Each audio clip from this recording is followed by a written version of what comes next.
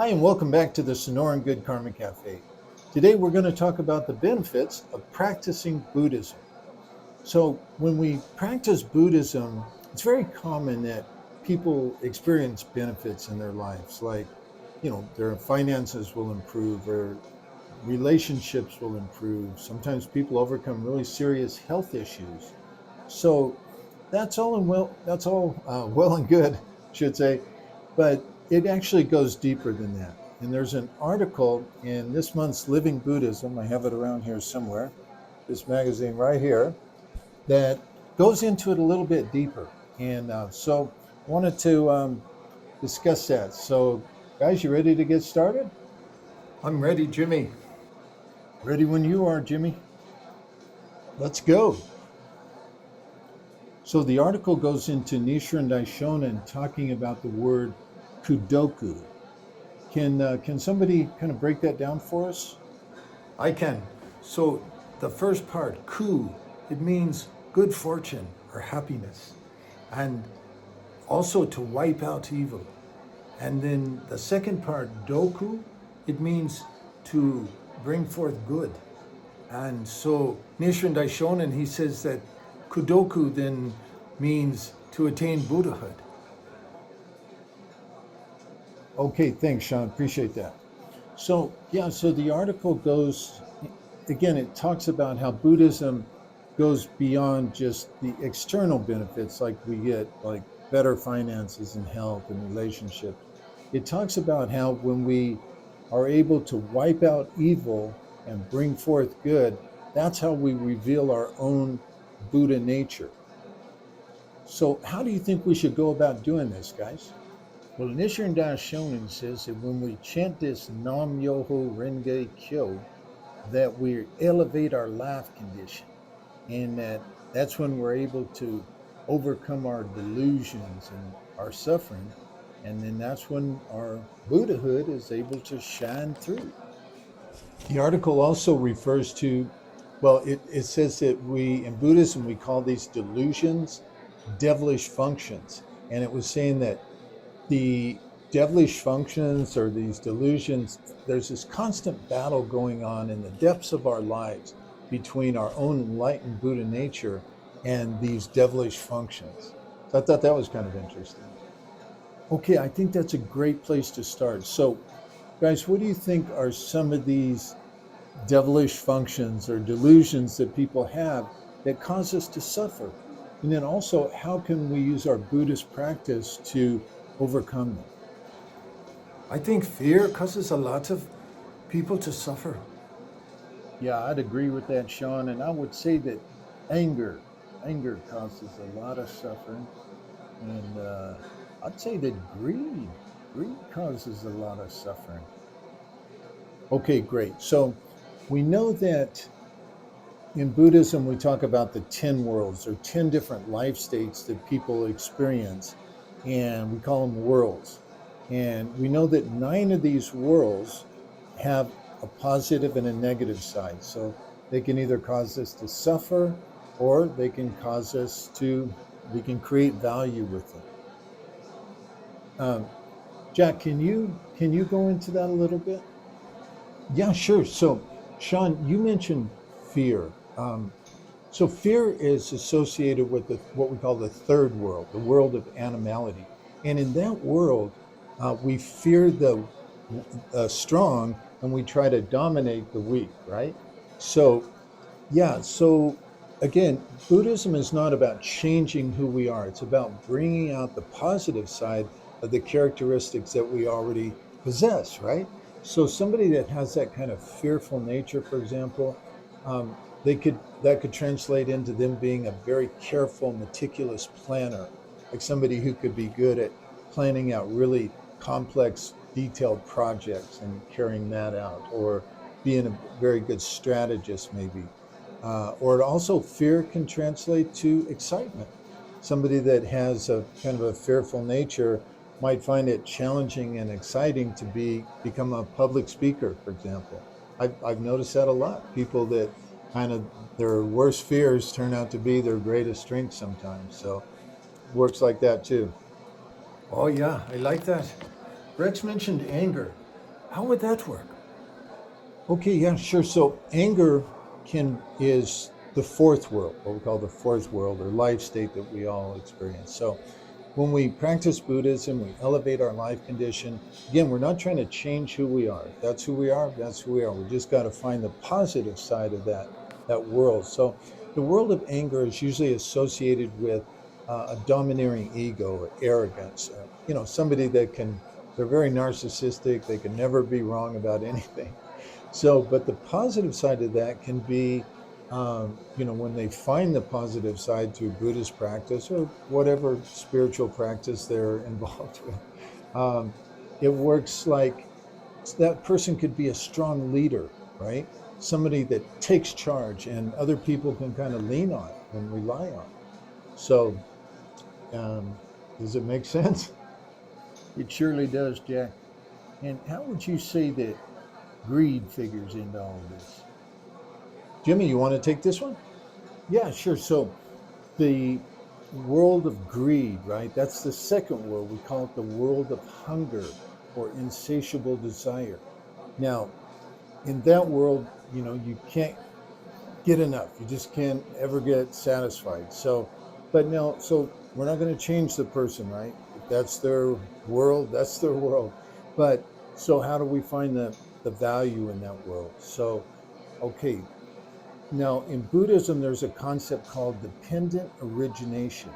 And in dependent origination says that everything in the whole universe is connected, kind of like what they call the quantum field now or quantum entanglement. But so if everything's connected, what you give out is going to come back, and when you give something out, it benefits you too, right? If we're all connected. So that same person with insatiable desire, instead of wanting more and more for themselves, maybe now they want to have an insatiable desire to contribute to society and contribute to the world around them. So it's just an example of how it can work, right? Does it make sense? Yes, sir. It surely does, Jimmy. Hey guys, so in psychology, they say that the first 7 years of our life, that determines a lot. It kind of that programming that we receive when we're young like that, it has a big effect on the rest of our life. Like when someone's abused as a child, for example, they tend to marry into an abusive relationship. Do you think Buddhism could help with something like that? Well, I've always heard that our Buddhist practice affects our lives 7 generations back and 7 generations forward. And I truly believe that. So I would say that the answer would be absolutely yes. I wonder how that could be. Okay, so that's a kind of a tough one to get your head around, right? But the original Buddha, Shakyamuni Buddha, he revealed that in the distant, infinite past is when he attained Buddhahood. And so what it tells us is that our own Buddha nature, that part of ourself is eternal. That part of ourself is timeless. So maybe that has something to do with it. And then again, I think and then what you were talking about that, like that child abuse and that, it's kind of a generational karma. So it it affects families for generations, and then it can affect families for generations to come. So I think it all kind of goes together, if that makes any sense. Guys, I've been watching on YouTube lately some of these what they call near death experiences, where people they die and then they come back, and they're very interesting. But what they all seem to have in common is that when they go to the other side like that, they say that there's no such thing as time like we have here on Earth. So it kind of goes along with what you're saying there, Jimmy. Oh, that's interesting. So it is. Very interesting. So now the article also says that besides challenging our own inner negative tendencies or devilish functions, whatever you want to call them, that we should also challenge evil in the outside world. So how should we go about doing that? I think a lot of people feel kind of powerless. Like the problems of the world are just too big, you know? and we're too small. I think you're right there, Sean. There is a lot of apathy in our world today, but I just read this book and it really inspired me and gave me a lot of hope too. Oh, what's the name of the book then? It's called, the book is called Takedown, and it's by this young woman. Her name is Layla Mickelwaite, and she was an activist, and she was working in the area of human trafficking. And at some point, she discovered that there was this porn site called Pornhub, and they had all this child pornography on their site, and she was determined to, you know, make these people accountable for what was going on because it was really horrific stuff. I'm no prude. I'm not against porn. You know, what two people, adults do, you know, between consenting adults, it's their business. But this was really horrific stuff, like actual rapes and torture and stuff like that. Just the worst of the worst. And so she took them on. And even when the victims would, you know, find out about it and ask Pornhub to take it down, they wouldn't take it down. They would drag their feet, sometimes for years, if they ever even took it down. And of course, you know, you can imagine why, right? I'm sure it was money, plain and simple. Huge money. At one point in the book, they referred to the guy that owned it as the Mark Zuckerberg of porn. I mean, huge money, but she wasn't intimidated. And I'm telling you, it's a real life David and Goliath story. Sounds a little bit scary. Oh, yeah, there were tons of death threats. And at one point, somebody hacked into her family's bank accounts. They stole their money. Um, Geez, and they even tried to discredit her, you know, in the media. And I don't know how, through some surreptitious means, they ended up accusing her of being in child pornography herself, distributing it. But she wasn't intimidated. She just kept pressing forward. Oh, I wonder how one person could take on a big company like that with that kind of money and power. Yeah, so what she did is she used Instagram. So she used Instagram to start making people aware of what was going on. And then she started a petition to get this company closed down.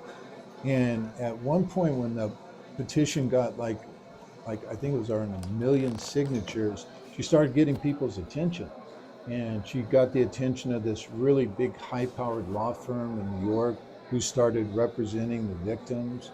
And then she got, you know, of course, the media started paying attention. So more and more people became aware of what they were doing. And then at some point, she got the Department of Justice involved. So they started investigating. So, yeah. Did she win, Jack? Did the company close down? Did the executives did they go to jail? Yeah, so she scored a big victory. So what happened is the company ended up having to take down about 80% of all the content that they had up on their site. And then finally, the credit card companies stopped processing payments from their advertisers, which really crippled the company financially. And then all these underage kids that had been, you know, people were doing all this horrible stuff and then putting it up on the site, they, you know, being represented by these high-powered law firms, they started getting really big settlements, so that at least they got financial compensation. And at least so far, then none of the executives from Pornhub went to jail. But actually, one of the companies that started or that was providing them with some of the porn videos, one of their, like three of their executives ended up going to prison. One of them was sentenced to 27 years in prison. So, you know, that's a pretty good sentence right there. So I think what you're saying is that we ordinary people, if we have enough courage and enough determination, that we can affect change, that we can battle against these evils in our world. You know, not only that, I think that the only way change will ever take place is through the efforts of ordinary people, grassroots efforts. Now, why do you say that, Jack? Yeah, so you remember I said that the credit card companies finally stopped processing their payments from their advertisers? Yep. Well, those credit card companies dragged their feet for months and months, even after she had presented them that there's child pornography on the site right then and there. It's not like it happened in the past. They still had it up on their site. They could easily go check it out, but they didn't care. They just wanted the money.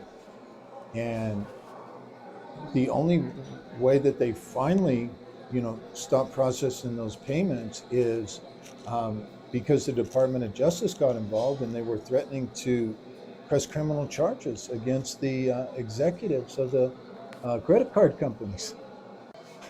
Amazing, right? Wow. Somebody should nominate that woman for a Nobel Peace Prize. That's what I say. Wow, that's a great idea. I'd vote for. So, guys, what did we learn today? Well, I'd say that we learned that Buddhism only works if you have the guts to stand up for justice on the outside world, and if you have the guts to look at your own shortcomings. Oh, I'd say you summed it up pretty good there, Rex. Yeah, there's a quote in the writings of Nichiren Daishonin. He says that even the mighty sword of the Lotus Sutra is useless in the hands of a coward. Speaking of the Lotus Sutra, let's not forget our old friend Bodhisattva Never Disparaging, right? I just think it's important that when we're standing up against evil and injustice and things, that we don't let our own hearts become full of hate. Because then if we're hating the haters, we become haters ourselves, right? So, and besides, what Bodhisattva Never Disparaging says is that even the haters, and I'm paraphrasing here, even the haters will one day be on the Bodhisattva path and will attain Buddhahood. So take it for what it's worth. I think that's a good note to end it on, Jimmy. All right, then. Well done, guys. Appreciate everybody's contribution. And to our listeners out there, thanks very much for staying with us all the way to the end. And I hope you'll stop by the Sonoran Good Karma Cafe again in the future. Take care.